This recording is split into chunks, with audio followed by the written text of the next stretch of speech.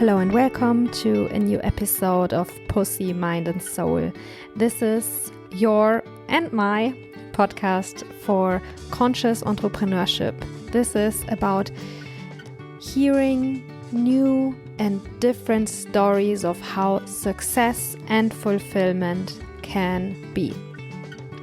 It is my wish for you that you get deeply inspired and touched and moved, and that this episode in particular, but every episode of this podcast gives you a lot of hope that it is possible, that we can all co-create together better ways that make us feel more alive. And okay, I'm not gonna talk more. That was enough. My name is Sophia and I work as a coach. I work as a coach for female empowerment. Guess what? For conscious entrepreneurs. And I'm hosting this podcast here. This week, we have a wonderful guest. His name is Morgan. And Morgan is I don't know how to say it. Let me see. The co-founder and the retreat manager of Amara Valley. So he's making it happen. What is Amara Valley? Amara Valley is an eco-conscious, off-grid retreat center and community place, a place for community. And I have been there in September. I was there in a retreat in September and it was so amazing. It was such a wonderful place. So, of course, I thought I need to get to know more about this place. I want to know more about these people and their vision and why they are doing it. And of course, I want to share it with you. So I asked Morgan if he's up for a podcast conversation, and he said yes. And I'm so happy that today I can present it to you. What I really felt in the conversation was that 2 or 3 times I had tears in my eyes. I nearly cried. I was so moved. I was so touched about what he said and probably also how he said it. And maybe just see for you if you can also feel this. For me, what this means is that, of course, it wasn't tears of sadness. It was tears of joy and tears of, feeling deep inside of myself that we are all human here, and that, I could cry again. All right, so this is Morgan from Amara Valley. If you are watching if you want to see with the video, go to Odyssey. His name is Morgan Palmer Hubbard. I hope I said it correctly. And yes, he comes from Amara Valley. That's where he stays at the moment. I wish you, so much inspiration in this episode. I'm so much looking forward to hear from you. If you feel that you would like to connect with me, if you feel like there's something that you would like to go more in depth that has tickled you in this conversation, feel free to reach out to me on Instagram. Sophia Maria Louise Tome is my name, and also my name on Instagram, and you can find it in the show notes. If you want to give something back, then there's an option to donate via PayPal and also to make a Bitcoin donation. Also, this you can find in the description underneath this podcast. So enjoy this 1 hour and 20 minutes roundabout. Enjoy this conversation. I hope for you that one day you also get to enjoy Amara. And if you have enjoyed it already, I hope that you can go there and enjoy it again. It's a really great place. I can really, really recommend it. And enjoy this episode of Pussy, Mind and Soul. All right. Dun, dun, dun. By staying in this meeting, you consent. Yeah. Okay, that's good. Hello and welcome to this new episode of Pussy, Mind and Soul. And I'm not alone, but right here next to me is someone who is in a valley in nature. We can see trees, we can see a wonderful blue sky.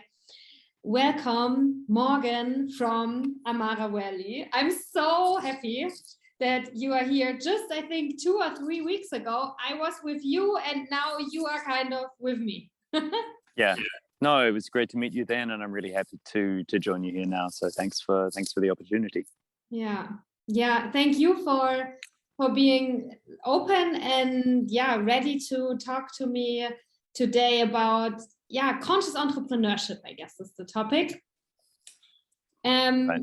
You are one of the founders of Amara Valley, or not the founders, but you are taking care of the place. You're managing the place, you're owning the place. Is maybe also not really like, okay, we have to tell everyone what is Amara Valley, and let's start there. What is Amara Valley? Okay, so Amara Valley, my partner Carlota and I have founded this place, but it's just the latest incarnation of what this place is. So Amara Valley is a retreat center. We're in Catalunya, in the north of Catalonia in Spain.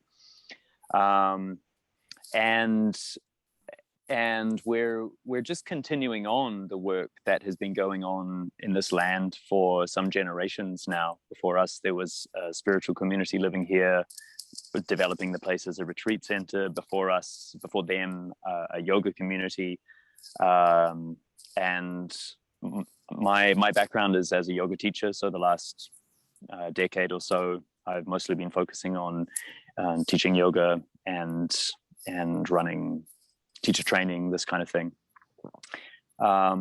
And so our aim for Amara Valley has been to have both a place to host our own retreats and events and our teaching, and also to be able to host other groups, which is how we've met. That you came with this wonderful teacher Juliet, and to really develop not just a place for retreat. I think in a way our vision beyond that is that Amara Valley develops as an institution for learning, for sharing, for cultural gathering, for really developing greater awareness about the links between all of these wonderful practices and traditions and understandings that we have access to more than ever in the modern world, more than any other generation of humans that came before us. So kind of drawing lines between things. But Amara Valley as a retreat space is just starting. We're just coming to the end of our second year, and obviously that's been quite a journey this last couple of years since coming here. It's been dealing with a lot of change. It's been a lot of work on so many levels, on physical, energetic, cultural, personal levels, and we're finding our way through that, basically.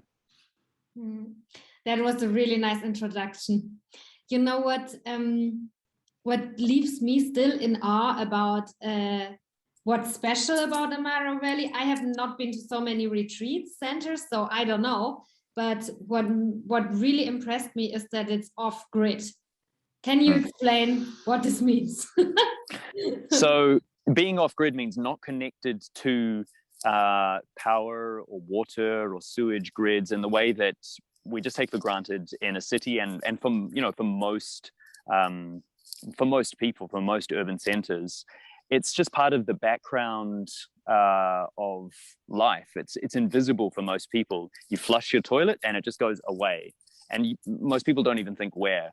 You turn on the tap, water comes out. You turn on the light switch, the light goes on. All of this kind of thing. But being off-grid means that you're conscious about what it takes for every one of those aspects to occur. So at Amara, you turn on the light switch and the light switch is on, and we have water coming out the pipes and all of these kind of things. But we have to take care about managing how all of those things occur. Mm-hmm. And so being off-grid is more challenging in a lot of ways. It takes a lot more technical, should we say, understanding and maybe expertise, and just a lot more care and work. But in doing so, part of what is really interesting about that for me is that it becomes a meditation on what actually is occurring in the world. It's like a physical infrastructural meditation to take a shower.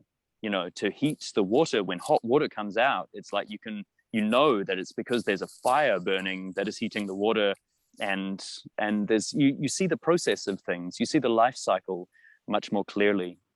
For me, being off grid a lot more in recent years has been really about that, about becoming more aware about what it takes to provide for human needs, to provide warmth, shelter, you know, water, all of these kind of things, plumbing, and then realizing, okay, how can I take responsibility for that personally more? You know, we outsource a lot of the responsibility of our lives to institutions, and it's not that that's a bad thing. You know, there's a great economy of scale that urban centers develop around that, and a great standard of living, a great standard of safety around things, around electrics, around sanitation and sewage and all of this kind of stuff. But I'm personally really interested in just being really clear and aware about what it takes for a human to live well. So that's kind of like a deeper context for what my interest is in coming to Amara and setting this place up in the way that we're doing.